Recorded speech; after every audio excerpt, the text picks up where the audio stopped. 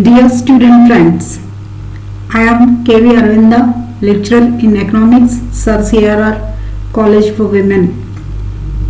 Today, let us have some discussion on the topic leadership, traits, skills, and styles and qualities of a good leader as part of the paper Business Leadership. So, leadership is the art of motivating a group of people to act toward achieving a common goal in a business setting. Can mean directing workers and colleagues with a strategy to meet the company's needs. So, every company, every business organization will have certain goals and it functions with a definite goals and a mission, and to accomplish it needs a strong and powerful leadership. So in a business setting, the directing workers and colleagues with a strategy to meet the company's needs may be described as leadership.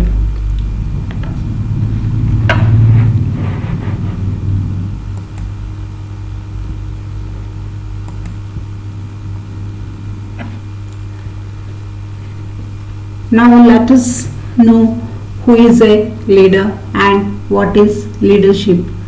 A leader inspires others to act while simultaneously directing the way that they act. Inspires. One must inspire their followers to fulfill a goal, to achieve a goal.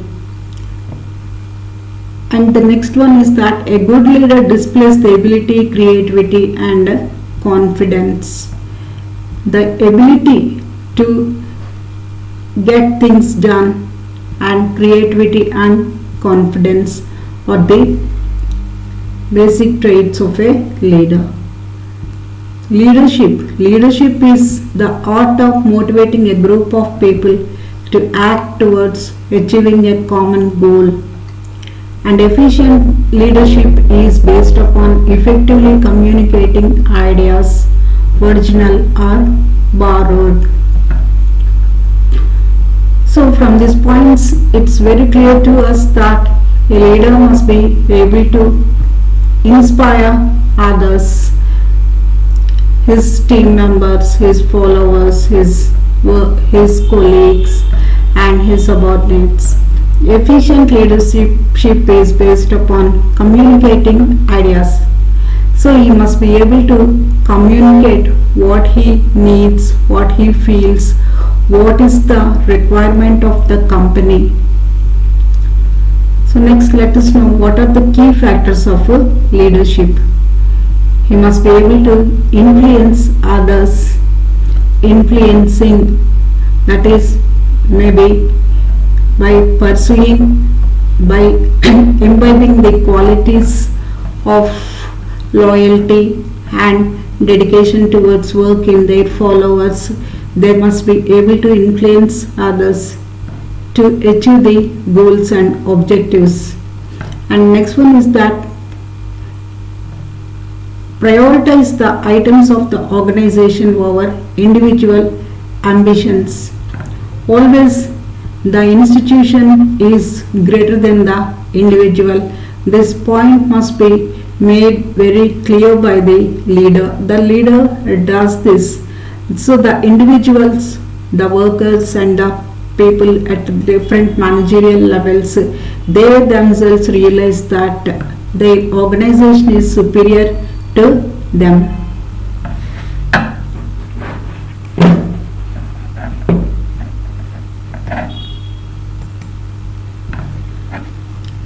Traits of leadership. Leadership traits refer to personal qualities that define effective leaders.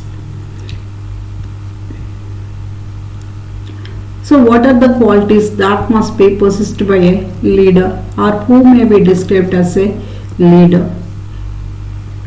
A common misconception is that individuals are just naturally gifted with leadership skills.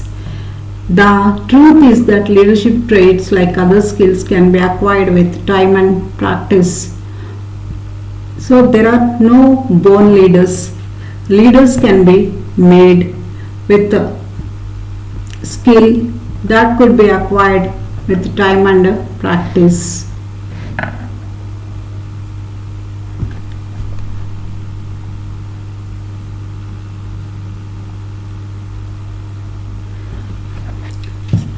So what are the qualities a good leader possesses?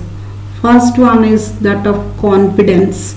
Each and every individual, in whatever position they may be, they must have the confidence to accomplish the goals that they set for themselves or for the organization in which they work.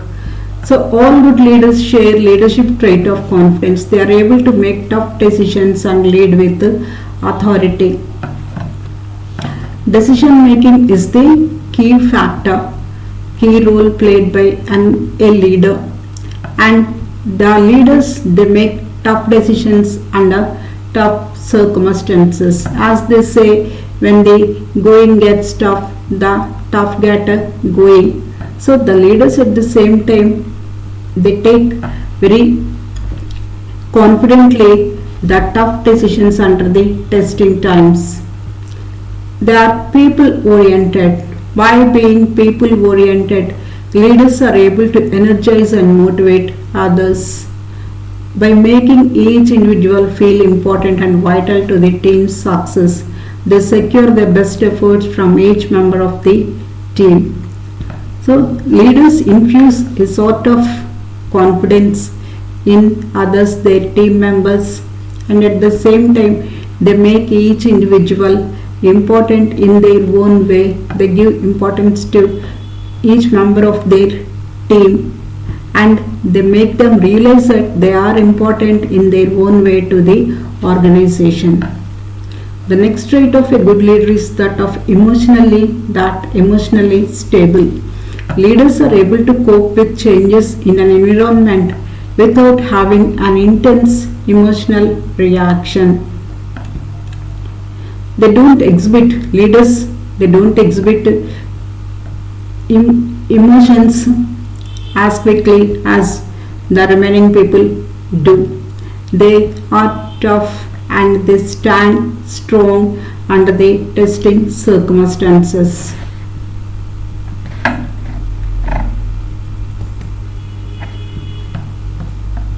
So in contrast to the traits of a good leader, by knowing the traits of a bad leader, we also know the traits of a good leader. The bad leaders are too bossy.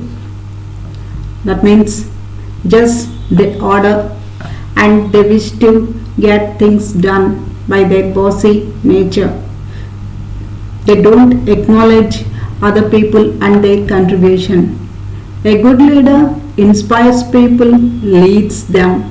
The next point of a trait of a bad leader is that of fearful of change.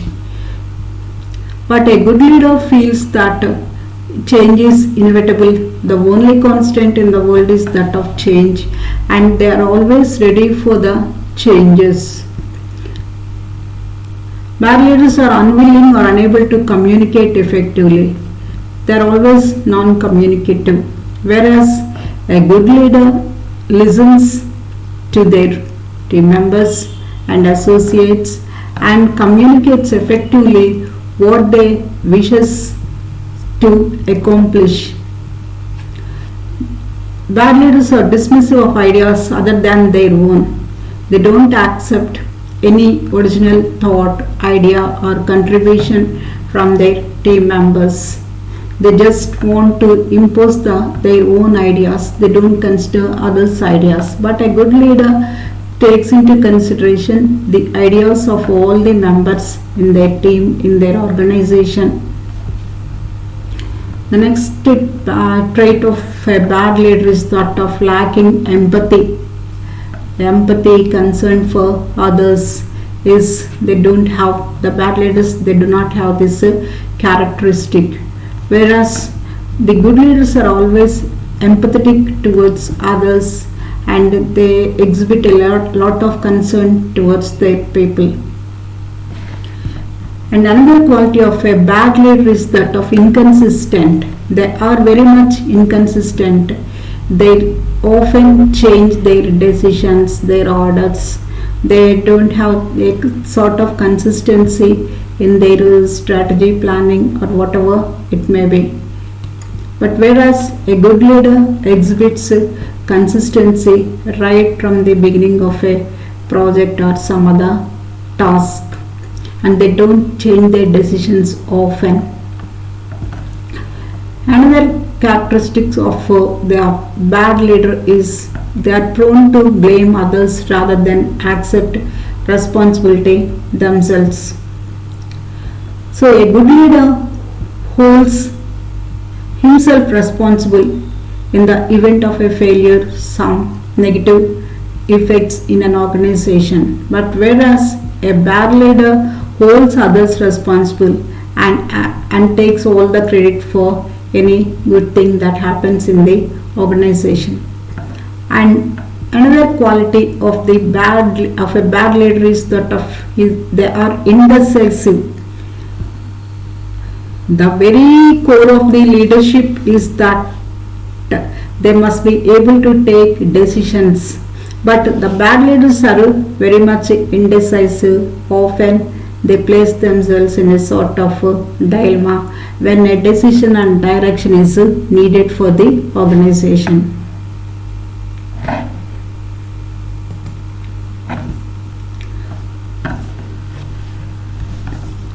Now let's know what are the leadership skills. The leadership skills. What makes a good leader? What are the skills that must be possessed by them? One of the main characteristics of good leader is their flexibility and ability to adapt to changing circumstances. Often the circumstances keep on changing from one period to that of another, one moment to the other, but a leader constantly adapts himself, adjusts himself to the changing circumstances and gives direction accordingly to his team. The strategic thinking, developing a vision of where you want to be. So another important skill that is possessed by a good leader is that of developing a vision. They do not suffer from myopia or some sort of short-sightedness. Their vision is always it goes into the future, far ahead, decades ahead of from the present moment. Planning and delivery. Planning how to achieve your vision and dealing with challenges along the way.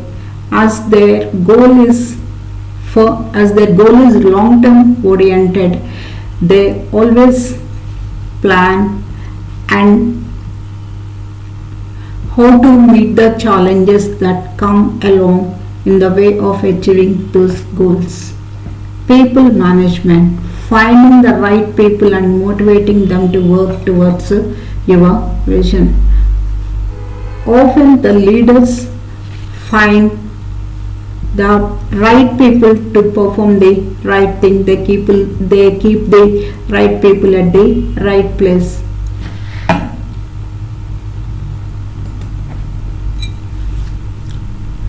Leadership skills. Change management. Recognizing, responding and managing changes to your vision and plans. Managing change, coping with change, adjusting and adapting to change is the foremost leadership skill. So recognizing, responding and managing changes to your vision and plans as and when the necessity arises to bring about some change in the previously planned strategies or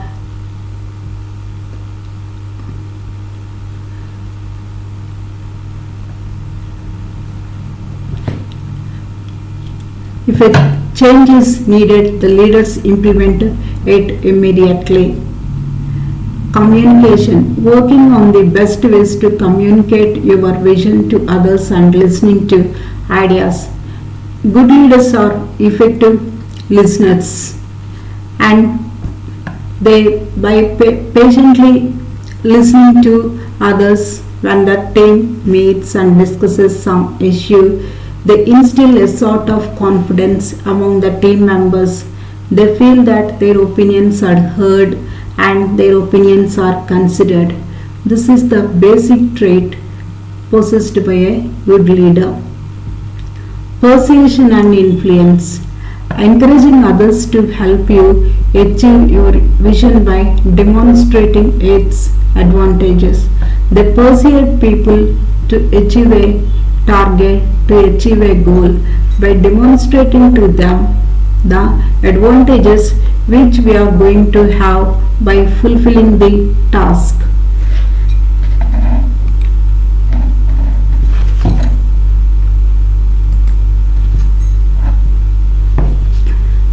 Leadership styles. The next concept is the styles of leadership. Each leader will have their own style, and the first one is that of democratic leadership. Democratic leadership is exactly what it sounds like.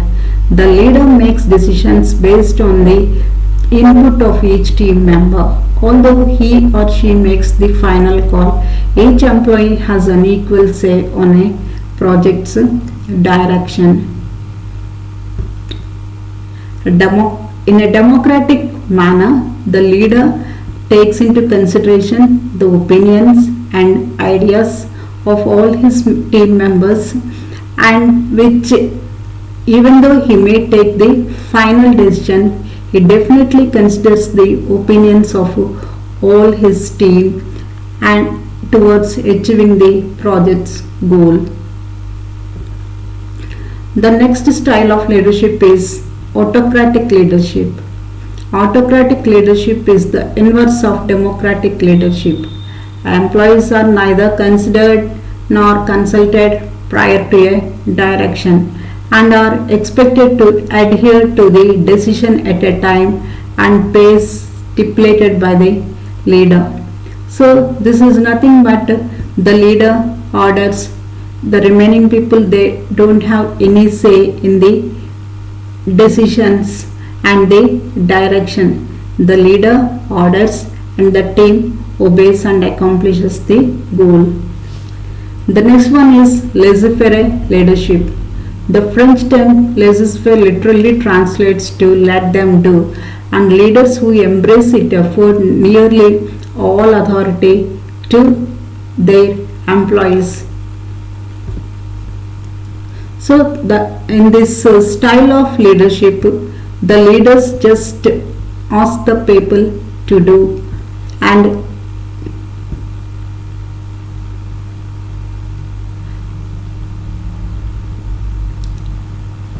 the next concept is that of strategic leadership. Strategic thinking supports multiple types of employees at once. So in an organization, different departments would be there, and the coordination among them had to be brought about by the leader who acts in a strategic manner.